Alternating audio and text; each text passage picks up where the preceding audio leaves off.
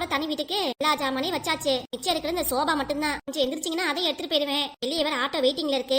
கண்டிப்பா இதையும் எடுத்துட்டு போகணுமா நீ? ஆமாத்த, மாமா சொல்லிட்டாரே வீட்டுல இருந்து உனக்கு என்னென்ன ஜாமா வேணுமோ எல்லாமே எடுத்துட்டு போயிருமா அப்படின்ட்டாரு. அதுக்காக இந்த சோபா கூட எடுத்துட்டு போயிருவியா? அங்கெல்லாம் எங்க உட்கார்றது? அறையில உட்காருங்க. ஏன் வீட்டு சோபா இந்த காலத்துல உன் மாமன் அந்த சோபா வாங்கி போட்டது. இதை எடுத்துட்டு போறேங்கிறியே. அட அப்புறம் வேற என்னத்த பண்ண முடியும்? காசு போட்டு வாங்க முடியுமா? அப்புறம் உங்க பையனுக்கு தான் காசு செலவு அதிகமாயிரும். அப்புறம் டிவி எல்லாம் எடுத்துட்டு போனோம். Mixie, grinder, fridge, washing machine, அந்த பாத்திரம் எல்லாத்தையும் எடுத்துட்டு போனோம்ல. எல்லாத்தையும் எடுத்துட்டு போனா எனக்கு வீட்டுல புழங்குறதுக்கு பாத்திரம் உங்களுக்கு வேணா மாமா வாங்கி தருவாரு. அடியே என்னடி சொல்லிட்டு இருக்க நீ? சொல்ற பாத்திரம் எல்லாமே நான் இருக்கும் போது வாங்கினது. எனக்கு வேணா புது பாத்திரமா வாங்கிக்கோவேன். தனியா வீட்டுக்கு போறியே, உங்க அப்பா அத்தா இருக்காங்க, உங்க அண்ணன் 2 பேர் இருக்காங்க. அவங்களே வாங்கி கொடுத்துருப்பாங்களே. அட ஏன் நீங்க வேற உங்களுக்கே செலவு வச்சுக்கிட்டு நல்லா இருக்கடி உன் கதை. அப்பா வீட்டுக்கு யாரும் செலவு வைக்க வேணாம். என் புள்ள மட்டும் செலவு எல்லாத்தையும் பாக்கணும். என்ன சொல்ல வரீங்க? ஏன் வீட்டுக்கு போறேன்னு சொல்றப்ப மாமன் கிட்ட சரி போயிட்டு வாப்பா தனியா இருப்பான்னு சொன்னீங்க. என்ன இப்படி பேசிட்டு இருக்கீங்க? ஆமாண்டி, நான் அப்படிதான் பேசுவேன். என்ன என் மனசு ஆறவே மாட்டேங்குது. அப்புறம் உங்க மாமன் கிட்ட அப்படி சொன்னீங்க? அப்பா அந்த வீட்டை எப்படி கிளம்புன்னு சொன்னீங்க? பையன் வரை இப்பெல்லாம் சொல்லிக்கிட்டு என்கிட்ட சண்டை போட்டா நான் என்ன பண்றது? வீட்டுல இருக்கிறது எனக்கு கடுப்பா வருது. ஒவ்வொன்னா என்னை பார்த்து குறை சொல்லிட்டே இருக்கீங்க. அப்பா அது செய்யல இது செய்யல உங்க அண்ணன் செய்யலன்ட்டு. அதுதான் தனியா போனா நிம்மதியா இருக்கலாம்னு நினைச்சு பிளான் பண்ணா. பிளான் போட்டா எல்லா வேலையும் முடிஞ்சிருச்சு. மேல கூட என்னை வம்புக்கிற மாதிரி பேசுறீங்களே. உனக்கு வேணும்னா உங்க வீட்டுல இருந்து அப்பாட சொல்லி டிவி, ஃப்ரிட்ஜ், வாஷிங் மிஷின் எல்லாம் சொல்லி வாங்கிக்கோ. இருந்து ஒன்னத்தை கூட நீ எடுத்துட்டு போக கூடாது. ஏதாவது எடுத்துட்டு போன தெரிஞ்சிச்சு.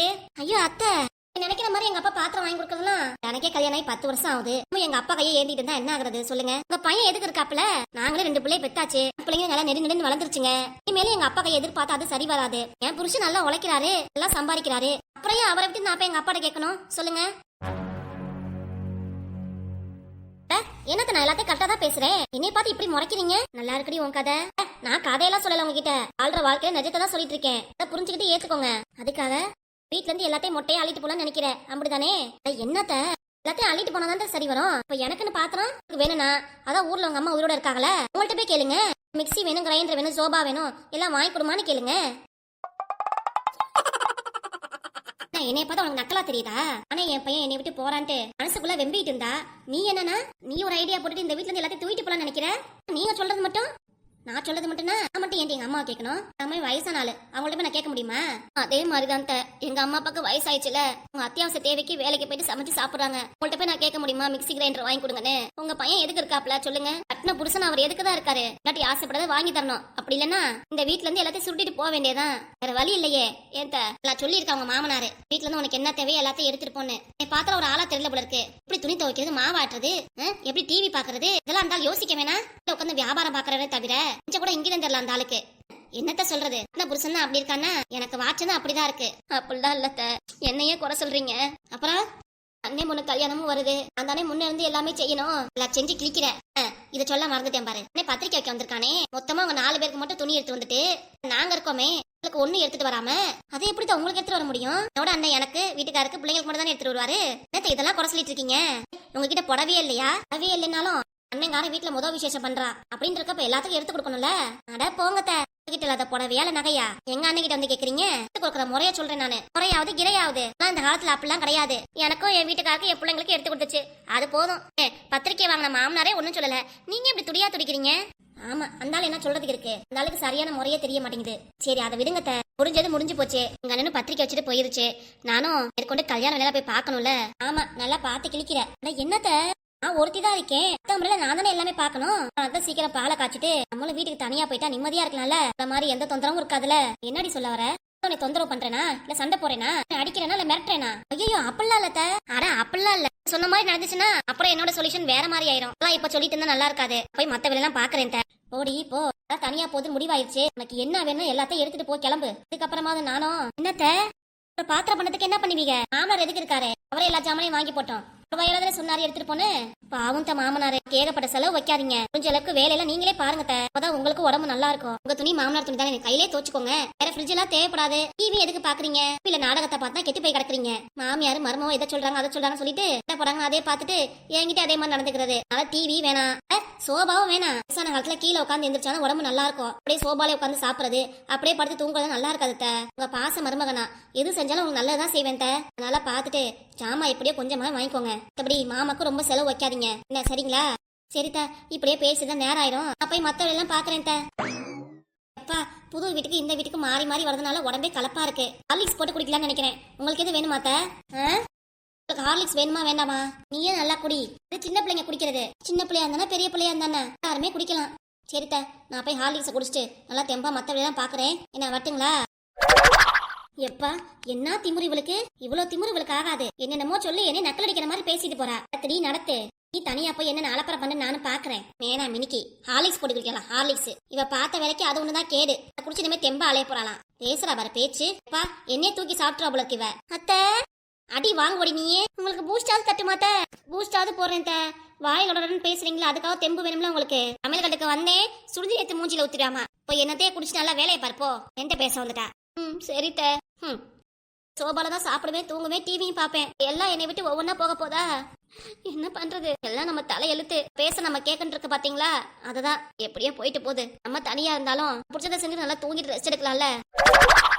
இப்ப அவன் கடையில இருந்து வந்து மத்தியானம் சாப்பிட்ற டைம். இப்ப வரும்போது அவன்கிட்ட எல்லாத்தையும் எடுத்து சொல்ல முடியும். இல்லைன்னா அவ்வளவுதான். நைட்டு வந்தோடனே அசதியில தூங்கிடுவான். வரட்டும், அவன்கிட்ட நான் பொறுமையா எல்லாத்தையும் எடுத்து சொல்லிக்கிறேன். சாப்பாடு ரெடியா இருக்குங்களா?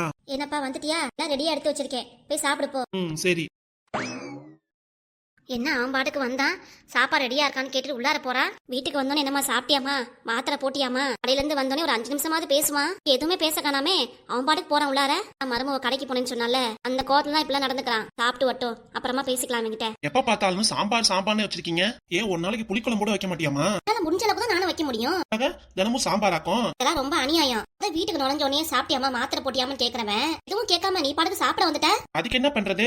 இல்ல வேலை அதிகமா இருந்துச்சு, அதுக்காக கேட்காம வந்துட்டேன். அதுக்குன்னு இல்ல, உன் பொண்டாட்டி வீட்டுக்கு வந்துட்டு போனா. கடைக்கு வந்தாலே என்னை மன்னிச்சிடுங்க, நீங்களும் அத்தை வீட்டுக்கு வாங்க, இங்க இருக்க வேணாம் அப்படின்னு சொன்னாலே அவங்கிட்ட என்ன சொல்லிட்டு போனா? அதேதான் சொன்னா. உங்க வீட்டுக்கே வந்துருங்க, இந்த வீட்ல இருந்து கஷ்டப்பட வேணாம், வீட உங்க பேருக்கே மாத்தி கொடுத்துறேன். வந்து என் கால உழுவாத குறையா மன்னிப்பு கேக்குறா. இப்ப நீ என்ன சொல்ற? ஏன் இவ்வளவு தூரம் பேசுறீங்களே? நம்ம கிட்ட எப்படி நடந்துட்டான்னு மறந்துட்டீங்களா? இருந்த வரைக்கும் எவ்வளவு அவமானப்படுத்தினா, வீட்டை விட்டு துரத்தி விட்டா, திரும்ப வந்து சேர்ந்துக்கோனா அது எப்படி முடியும்? என்னமோ பொண்டாட்டி திருந்திட்டான் தான் தோணுது. ஆமா, அவளாவது திருந்துறதாவது. அம்மா சொல்றத கேளுடா. நான் பொண்டாட்டி கூட போய் இரு, நான் வேணா இங்க இருக்கேன். எல்லாம் முடியாதுமா, ஆனா அங்க போக முடியாது. உங்ககிட்ட வந்து அழுது நடிச்சு எதுக்குமே ஒத்துக்கலனால உங்ககிட்ட வந்து பேசிருக்காலோ எப்படியாவது ஒத்துக்கவே எல்லாம் பண்ணிருப்பேன்ட்டு எப்படிமா அவ அழுது நடிக்கிறதே நம்பிட்டு இங்க இருந்து போலான்னு சொல்றீங்க? என்னடா பண்றது? காலைல விழுந்து மன்னிப்பு கேக்குறா. மன்னிப்பு கேட்டா எல்லாம் சரியாயிருமா? அதெல்லாம் என்னன்னு தெரியாது. வீட்டு மருமவ நல்லபடியா மாறிட்டா. அதான் உன் பொண்டாட்டி சொல்றாளே, மேற்கொண்டு உங்ககிட்ட 20,000 பணம் கேட்டால, அதுவும் எனக்கு தர வேண்டாம், பேத்தி கல்யாண செலவுக்கும் ஆனா என் நகையை வித்து தரேன், அதுவும் நீங்க யார்கிட்டயும் காசு வேணா என் நகையே தரேன் அப்படிங்கிறா. மேல சொல்றதுக்கு என்னடா இருக்கு? இந்த பொண்ணு தானாகி வித்து நாத்தனார் பொண்ணுக்கு செய்யணும் நினைக்கும். சொல்லு பாப்போம். அப்படி நினைச்சானா காரண காரியம் இருக்குமா? நீ சாதாரணமா நினைக்காத. ஒண்ணு சொல்றால, சரி நம்பிக்கிட்டு போவியா?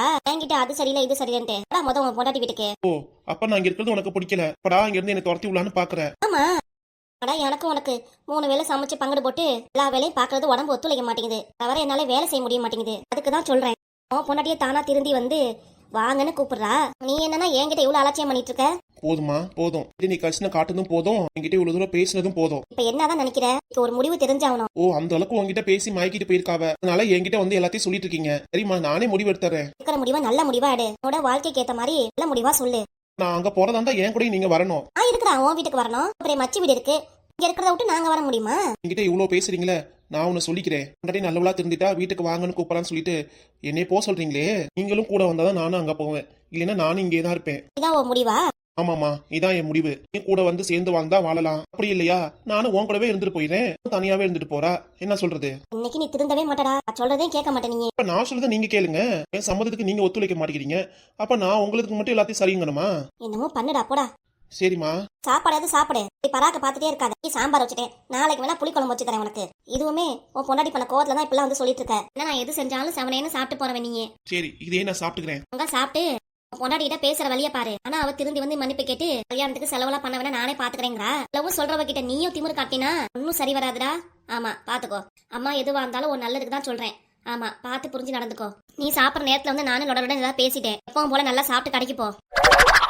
பணம் தான் முக்கியம்ட்டு எவ்வளவு திமுறா இருந்தாவ, அவளே வழி வைக்க வந்து எல்லாமே நானே பாத்துக்கிறேங்கிறாளே. அம்மா சொல்றத பார்த்தா அவ திருந்தின மாதிரி தான் தெரியுது. என்னைக்குமே அவ தாழ்ந்து போக மாட்டா. அம்மா கிட்டே மன்னிப்பு கேட்டானா சொல்றதுக்கு எதுவும் இல்ல. வைத்த பசிக்குது, சாப்பிடுவோம். சாப்பிட்டு முடிச்சதுக்கு அப்புறம் அம்மாட்டே பேசிட்டு அம்மாவே இங்க இருந்து கூட்டிட்டு போயிடணும். அப்புறம் நான் அங்க போயிட்டேன்னா அம்மா இங்க ஒத்தையா இருந்து கஷ்டப்படும். வேண்டாம் வேண்டாம், அந்த மாதிரி எதுவுமே நடக்கக்கூடாது. சரி, முதல் சாப்பிடுவோம். அப்பா சாப்பாடு வயிறு ஃபுல்லா சாப்பிட்டாச்சு. அடுத்து என்ன? ஏய் நின்னுடி. ஐயோ, என்ன பூக்கம்மா கூப்பிடுது? சொல்லுங்க. எங்கடி போற? இப்பதானே வயிறு முழுக்க கொட்டிக்கிட்ட, அதுங்காட்டி எங்கடி கிளம்பிட்ட? உங்களுக்கு ஒண்ணு தெரியாதா? இவ்வளவு வயசாயிடுச்சு, வீட்டு மருமக வெளியே கிளம்புறாளே, எங்கடி போறேன்னு கேக்குறீங்களே. என்ன நான் கேட்க கூடாதா? மாமியாடி நானே, மாமியாராவே இருந்துட்டு போக. யார் வெளியே போனாலும் எங்க போறீங்கன்னு கேட்க கூடாது. நீயே சொல்லியிருந்தா நான் கேட்டுக்க மாட்டேன். நீ பாட்டுக்கு வர, சாப்பிடுற, பாட்டுக்கு வெளியே கிளம்பி போற. என்னடி நினைச்சிட்டு இருக்க நீ? ஹாஸ்டல்ல இருக்கிற மாதிரி தான் நீ பாட்டுக்கு வர போற, எல்லா வேலையும் பண்ணிட்டு இருக்க. என்னடி நினைச்சிட்டு இருக்கோ மனசுல? இல்ல மாமியாரா நான் குத்துக்கெல்லாம் உட்காந்துருக்கேனே, எங்கேயாவது வெளியே போறேனா வரேனா? ஐயோ இப்பெல்லாம் போய் சொல்றீங்க.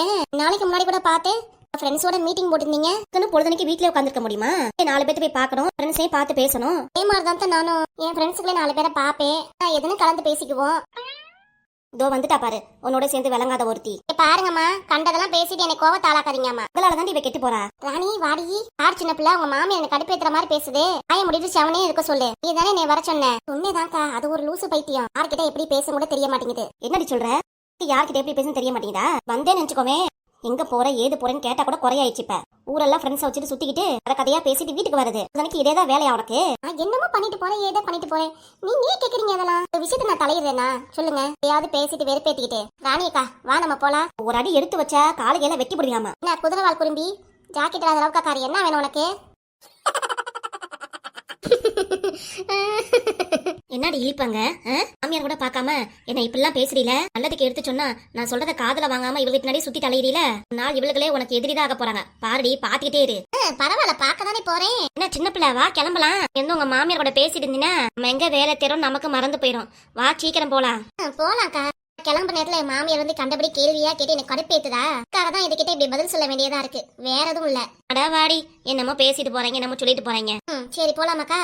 என்னது 3 பேர் வேலை தேடி போறீங்களா? ஆமாமா, ஆமா. நாங்களாம் வெட்டியா இருக்கிறதுனாலதான் இப்படிதான் நீ பேசுறிய. அதனாலதான் 3 பேரும் ஒரே இடத்துல வேலை பார்க்கலாம்னு யோசிச்சுட்டு இருக்கோம். அதுக்காக கடைக்கடையா ஏறி இறங்கி வேலை இருக்கான்னு கேட்க போறோம். நாங்க எல்லாரும் நல்ல விஷயத்துக்காக தான் போறோம். நீங்க எல்லாருமே கோவப்படுறீங்களா? இப்படி அதுக்கு நல்லபடியா ஆசீர்வதிச்சு நல்லபடியா போயிட்டு வாங்கன்னு சொல்லுங்க. ஆமா, 3 பேர் வேலை தேடி போறாங்களா? விளங்காதவங்க வாங்கடி போக்கத்தவர்களா. 3 பேர் சேர்ந்தீங்கனாலே போதும், ஊரே கமுத்து போட்டுருவீங்க. வேலை தேடி போய் சம்பாதிச்சு வீட்டுக்கு கொட்ட போறாங்களா காசா? ஆமாட்ட, இனிமே நாங்க வேலை தேடி காசாதான் கொட்ட போறோம். நாங்க கொண்டு வர காசை நீங்களும் நல்லா சாப்பிட்டு கொட்டை விட்டு தூங்குங்க. என்ன வரட்டுங்களா? கோய் போக்கா. என் மாமியார் கேள்வி கேட்க மாட்டி இங்க இருந்து ஓடி போயிடணும் அப்படிங்கிற. ஆமாக்கா, கிளம்பு இங்க இருந்து. எஸ்கே வேலை தேடி போறாங்களாக்கும். போற இடத்துல அவங்கள வேலை இல்லைன்னு சொல்லிடுவாங்க. வேலைக்கு போற மூஞ்சி மவரக்கட்டையும் பாரு. உங்களா வேலைக்கு போதுங்க, 3 ஒட்டக்கா சேர்ந்து ஊரு கதை உலகத்துக்குள்ள எல்லாம் பேசுங்க. பேசுறதுக்காக தான் போதுங்க. கிட்ட ஒரு பொய்ய சொல்லிட்டு போறது, வேலை தேடி தான் போறான்ட்டு. இன்னைக்கு தான் அதுங்களா திருந்த போதுங்களோ தெரியல. திருந்தா ஜென்மங்க. அப்படியே கெட்டு போட்டோம். நமக்கே நான் வந்துச்சு. இந்த சின்ன பிள்ளை நெடு வளர்ந்துருக்கால தவிர கொஞ்சம் கூட அறிவு கிடையாது. வீட்டுக்கு வரட்டும், காலு கையில உடச்சு சூப் வச்சு குடிக்கிறேன் நானே. பாத கத்தி.